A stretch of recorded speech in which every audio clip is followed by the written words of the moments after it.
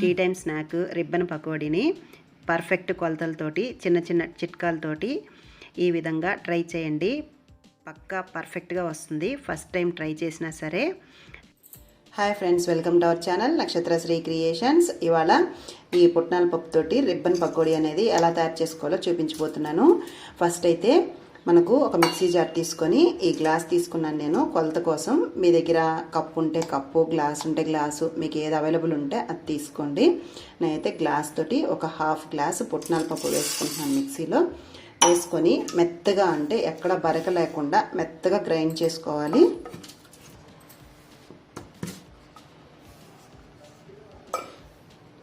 చూడండి, ఇలా గ్రైండ్ చేసుకోవాలి. చాలా మెత్తగా గ్రైండ్ చేసుకోవాలి. ఇలా గ్రైండ్ చేసుకున్న తర్వాత ఒక జల్లెడ తీసుకొని అందులో ఈ పిండిని వేసేసుకోవాలి. వేసుకొని ఒకసారి జల్లించేసుకోవాలి. చూసారు కదా, ఇలా జల్లించిన తర్వాత ఇలా వేస్టేజ్ వస్తుంది కదా, దీన్ని తీసి పడేయండి. తర్వాత మళ్ళీ అదే జల్లెడ పెట్టుకోవాలి. ఇందులో మనం ఏ గ్లాస్తో అయితే పుట్నాల పప్పు తీసుకున్నామో అదే గ్లాస్ తోటి 2 గ్లాసుల పిండి వేసుకోవాలి. మళ్ళీ ఒకసారి చెప్తున్నానండి, 2 గ్లాసుల పిండికి హాఫ్ గ్లాసు పుట్నాల పప్పు సరిపోతుంది. చూడండి, 2 గ్లాసుల పిండి. ఇది కూడా ఒకసారి జల్లించుకోవాలి, ఎందుకంటే ఎక్కడైనా బరకున్నది అనుకోండి పోతుంది. ఇలా దీంట్లో కూడా ఏదైనా వేస్టేజ్ వస్తే దీన్ని కూడా తీసి పడేయండి. ఇందులో ఒక 2 టేబుల్ స్పూన్ల వరకు నువ్వులు వేసుకుంటున్నాము. ఇందులో ఒక 1 టేబుల్ స్పూన్ వరకు కారము, ఒక 1 టేబుల్ స్పూన్ వరకు సాల్ట్ వేసుకుంటున్నాము. మీరు మీ రుచికి సరిపడినంత సాల్ట్ వేసుకోవాలి. ఇందులో కొద్దిగా, అంటే ఒక హాఫ్ టేబుల్ స్పూన్ వరకు వామ్ని కొద్దిగా చేత్తో వేసుకొని ఒకసారి ఇలాగా నలిపి వేసుకున్నట్లయితే వామ్ ఫ్లేవర్ అనేది చాలా బాగుంటుంది. అంతేకాకుండా పిల్లలు పెద్దవాళ్ళు తిన్నా కూడా డైజెషన్ ప్రాబ్లము, పొట్ట నొప్పి ఇలా ఏం లేకుండా వామ్ వేయడం వల్ల మంచిగా డైజెషన్ అవుతుంది. ఇప్పుడు ఇందులో కొద్దిగా వేడి ఆయిల్ కానీ, లేదంటే బటర్ కానీ, లేదంటే మీ దగ్గర వెన్న ఉంటే వెన్న కానీ వేసుకోవచ్చు. చూడండి, ఒక 2 టేబుల్ స్పూన్ వరకు వేసుకుంటే సరిపోతుంది.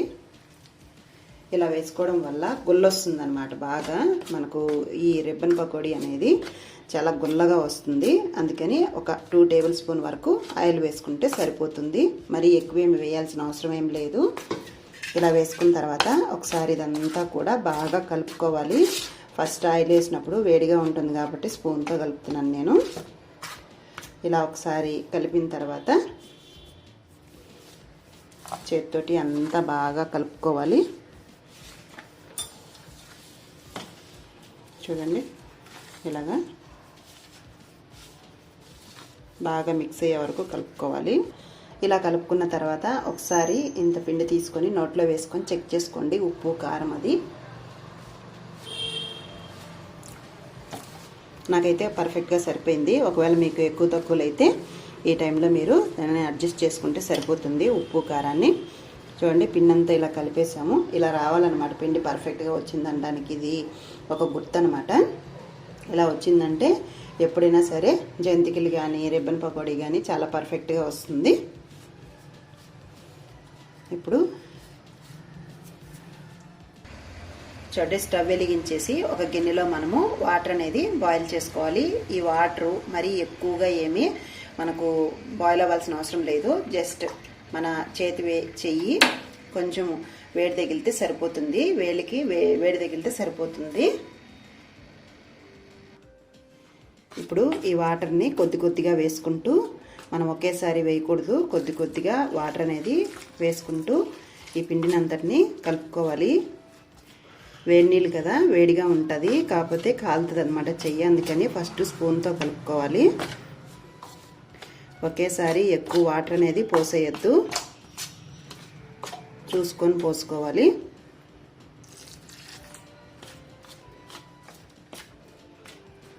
ఇలా వేసుకున్న తర్వాత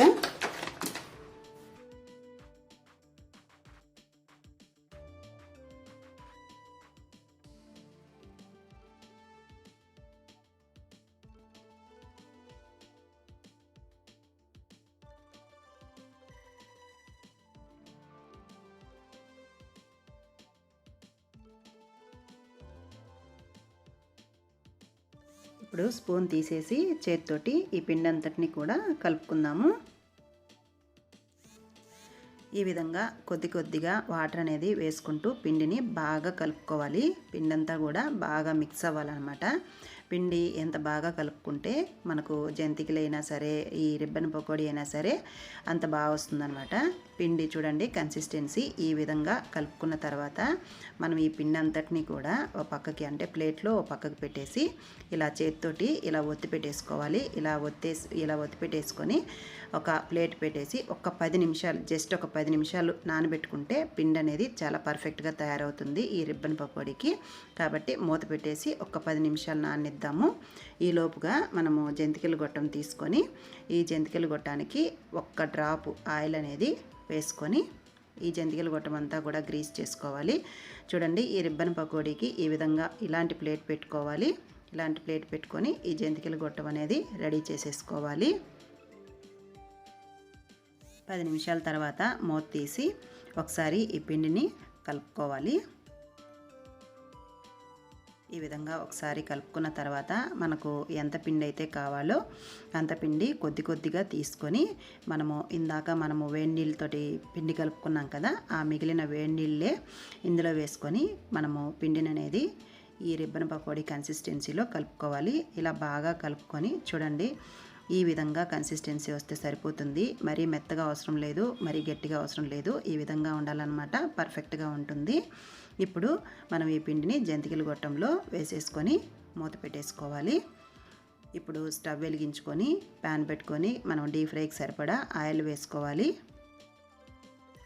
ఈ పకోడీలు ఈవినింగ్ స్నాక్ కింద కానీ లేదంటే పిల్లలకి లంచ్ బాక్స్లో స్నాక్స్కి కానీ సూపర్గా ఉంటాయండి. పిల్లలు కూడా చాలా ఇష్టంగా తింటారు.